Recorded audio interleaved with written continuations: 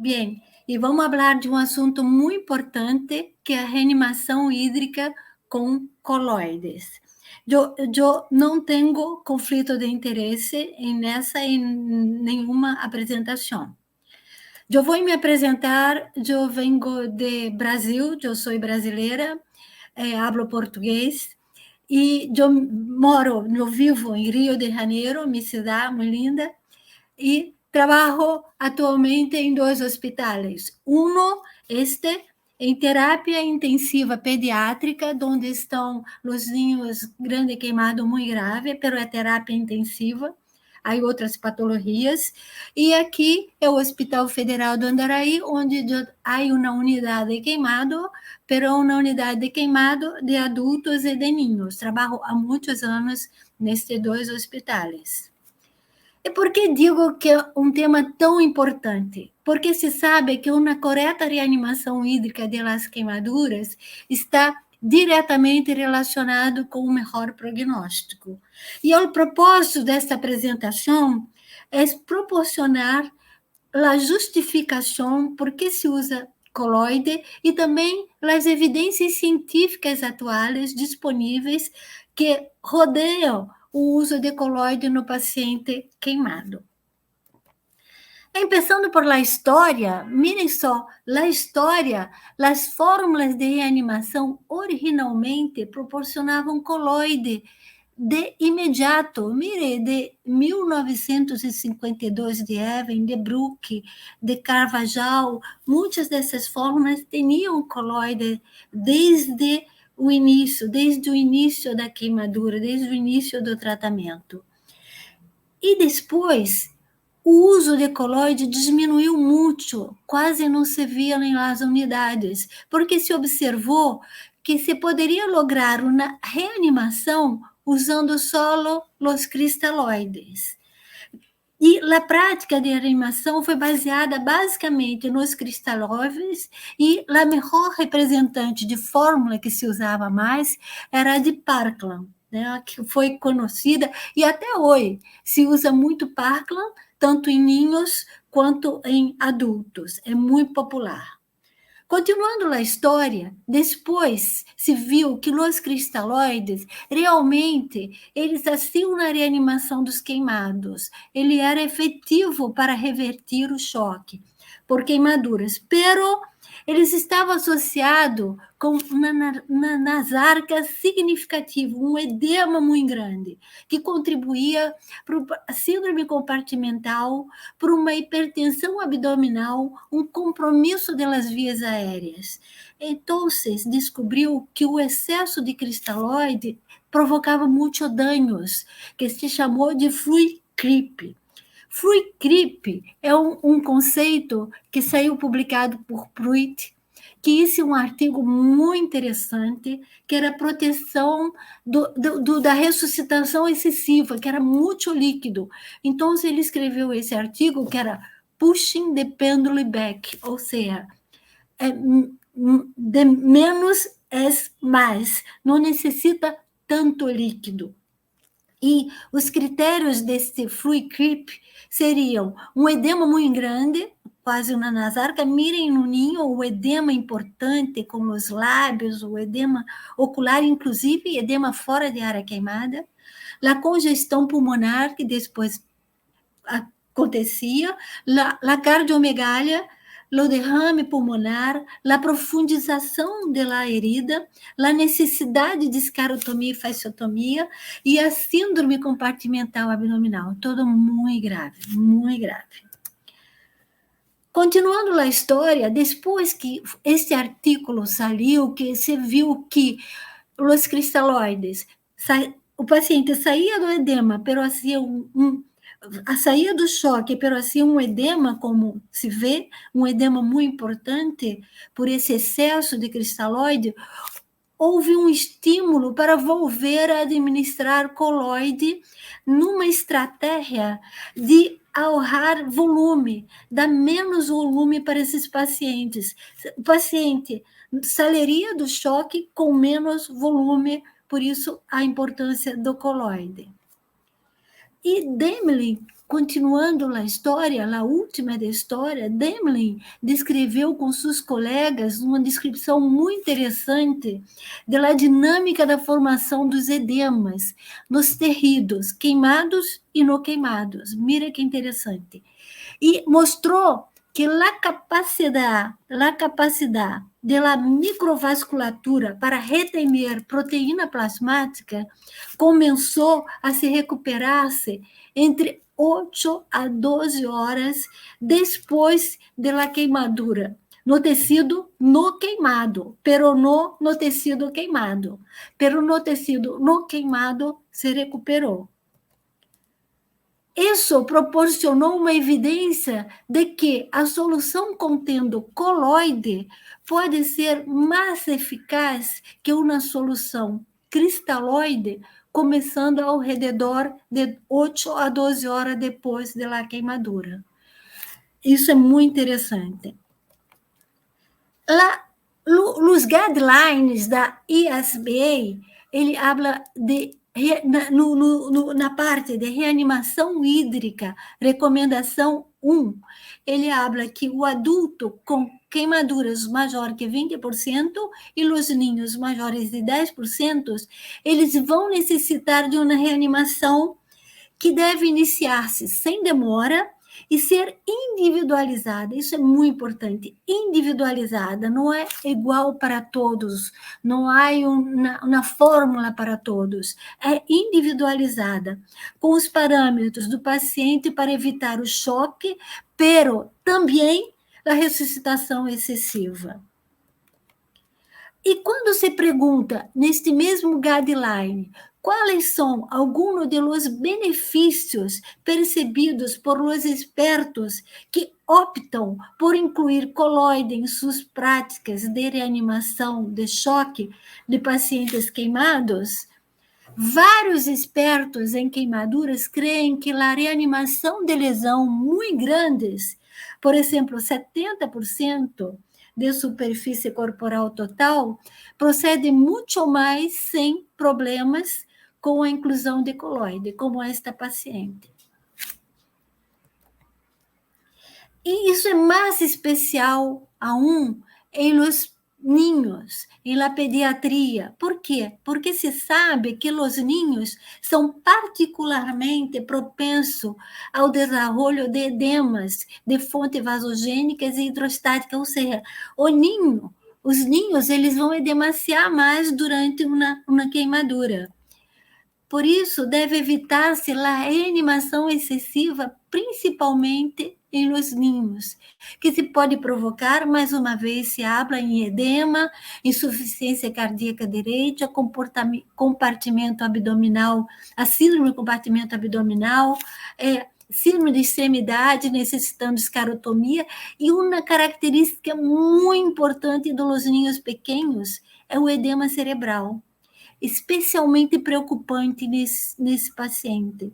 Isso se deve ter muito cuidado, e eu, como pediatra, não posso deixar de falar da importância da elevação da cabeceira da cama, especialmente durante as primeiras 24 e 48 horas depois de uma queimadura. Um queimado grave pequeno necessita ter a cabeceira elevada para evitar este edema cerebral que pode acontecer, principalmente se ele for ressuscitado com muito cristalóide.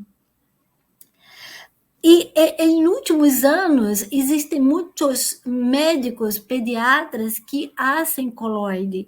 Este autor, ele usa albúmina 5%, para manter o ninho nas queimaduras a 30% de superfície corporal.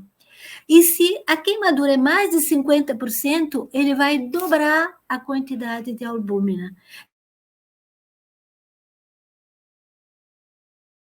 começando bem como um autor que saiu em 2018. Então, a partir de 2000, muitas coisas foi cambiando com os coloides, depois do artigo de Pruitt.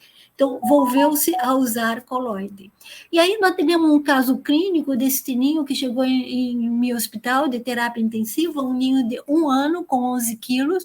Ele foi trasladado para a unidade de terapia intensiva pediátrica com informe de queimadura por líquido sobrecalente, pero hace 24 horas, isso é muito malo, porque o paciente não chega imediatamente, chegou depois. Mire, esta é a foto que enviaram antes, porque quando eles pedem a solicitação de traslado, enviam uma foto. Mira, esta era a foto. E calcularam na área de 38%.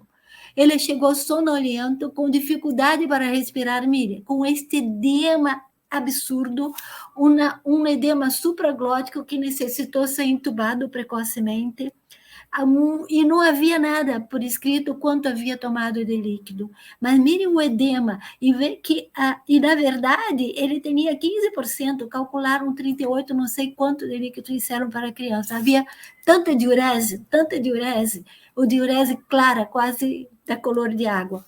E a albúmina sérica dele estava 1,8. 1,8. Ele disse, a albúmina aqui já estava sem tubo, melhorando e logo teve alta. Estou falando de albúmina, mas existem outros coloides, não? Os coloides são sintéticos, semissintéticos e coloides humanos. Os coloides semissintético e proteico, no proteico, são os amidos, as gelatinas e os destranos. Pero todos eles não se usam mais, já se usaram, mas não se usam mais em paciente queimado por terem muitos efeitos colaterais. Este artigo, muito interessante também, ele abordou coloides no queimado, na ressuscitação do paciente queimado. Mira, então ele repete o que já falamos. O excesso de cristalóide que provoca danos, fluid creep, ha estimulado o interesse em la provisão de coloide como uma estratégia de ahorro de volume. Os coloides limitam a formação de edema dos tecidos blandos no queimado e contribuem para reduzir o volume da reanimação. Aqui ele abre que os coloides não proteicos são bons expansores, pero tem muito efeito colateral, então não se devem ser usados. Efeito para o rinon, efeito de insuficiência renal, efeito hematológico, então se evita. O plasma fresco, ele diz que congelado é um coloide eficaz, há problema de transmissão de vírus, então também se evita. E ele reforça que a albúmina ha demonstrado efeitos de ahorro do volume quando se usa imediatamente ou mais tarde dos queimaduras na reanimação. Ele não fala quando começar, mas diz que é muito importante, de todos os coloides, para queimado, o melhor é a albúmina. E ele conclui exatamente isso, que a albúmina é menos cara, mais segura e tem capacidade demonstrada para reduzir os requisitos da reanimação e possivelmente limitar a mortalidade relacionada com o edema. Este outro trabalho também muito interessante, mirem que ele observou a quantidade, o nível sérico de albumina e a mortalidade do paciente queimado. Esses autores analisaram 486 pacientes. 486 pacientes. E qual foi a conclusão? Mirem esta curva, que interessante a curva de Rock, mostrando a albumina. Mira a albúmina. Uma curva muito interessante da sensibilidade e da especificidade. A conclusão é que os pacientes com um nível de albúmina menor, abaixo de 2 gramas, têm um risco de mortalidade de 80%, com uma sensibilidade de 84% e uma especificidade de 83%. Mire que é importante. Ao ingresso, o nível de albúmina pode utilizar-se como um marcador sensível e específico da gravidade da queimadura e como indicador de mortalidade. Este é outro caso clínico, um ninho de 3 anos, 14 quilos, trasladado na nossa unidade. Este foi para a unidade de queimado, com informe de queimadura por líquido sobrecaliente, há 10 dias, 10 dias. Uma área queimada de 20%. Legou com febre, muita febre, uso de oxacilina, uma leucocitose importante, 23.200, 9% de bastão, 3 meta e 1 mielo. Estava realmente infectado, um PCR de 9 e albúmina de 1,4. Mire que perigo, 1,4 na queimadura que poderia evoluir bem, ele estava demasiado, não sei se conseguem mirar, e depois melhorou com todo o tratamento, cambiamos os antibióticos, iniciamos outro antibiótico e ele foi bem. Este outro último artigo é muito interessante também, é uma evolução do uso. Este comparou albúmina em crianças queimadas. O uso foi um trabalho prospectivo, um estudo prospectivo, que ele começou analisando 110 crianças, mas depois muitos saíram, foram excluídos, porque não tem nenhum critério, e se quedou com 48 ninhos. Tá? De 48 ninhos, ele dividiu, randomizou, 23, ele começou a albumina entre 8 a 12 horas após a queimadura, e os outros 24 horas após a queimadura. Em todos os dois grupos, ele hizo albúmina, pero uno começando precoce, entre 8 e 12 horas, e outro depois das 24 horas. Não havia diferença estatística entre sexo, idade, peso, a causa, todo estava bem randomizado. E mire que interessante, quando ele analisou o que havia significativo, mira só, o que ele iniciou precocemente, a albúmina, eles pacientes apresentaram a porcentagem de flucrip, um paciente em 23. E o controle, aquele que tomou albúmina depois de 12 horas, foram 13 pacientes de 23. Então, foi extremamente significativo esse estudo, né? Que o ideal, pelo menos para ninhos, que devem iniciar mais precoce. E ele conclui dizendo que a infusão temprana de albúmina em ninhos com queimadura superior a 15 a 45%, que foi o estudo, da superfície corporal, reduz a necessidade de infusão de líquidos cristalóides durante a reanimação. E nesse grupo de pacientes se observou uma redução significativa em los casos de flucrip e as instâncias hospitalares mais curtas. Mire que interessante. Então, podemos dizer que o cristalóide é a base do tratamento do choque, isso não se discute, em la reposição volêmica do paciente queimado. Pero existem enfoques sistemáticos, são muitos trabalhos, muitos artigos, eu trouxe aqui os que eu pensei que fossem os mais importantes, para o uso de coloides, que inclui uso imediato, temprano ou tarde. Atualmente, nós usamos temprano, pero depende do caso, é como falamos no início, não há, depende do paciente, não há uma fórmula, pero em ninhos temos sempre que pensar que temprano, se temos um paciente muito grave, temprano é melhor que mais tarde. Empezar a albúmina, e não começar é mais complicado. Então, você pode esperar que a albúmina permaneça no espaço intravascular se administram mais de 8 horas depois da queimadura, em las quantidades necessárias para manter, o ideal é manter os níveis de albúmina maior que 2,5. Então, mire aqui os edemas, como são importantes. Mire a cabeça, barra, tem que levar a cabeça. É muito importante levar a cabeceira. E concluímos também que a reanimação com líquidos, independente do tipo de solução e a necessidade estimada, deve titular-se para manter a produção de urina aproximadamente 1 ml quilo-hora. Então, é mais importante monitorar.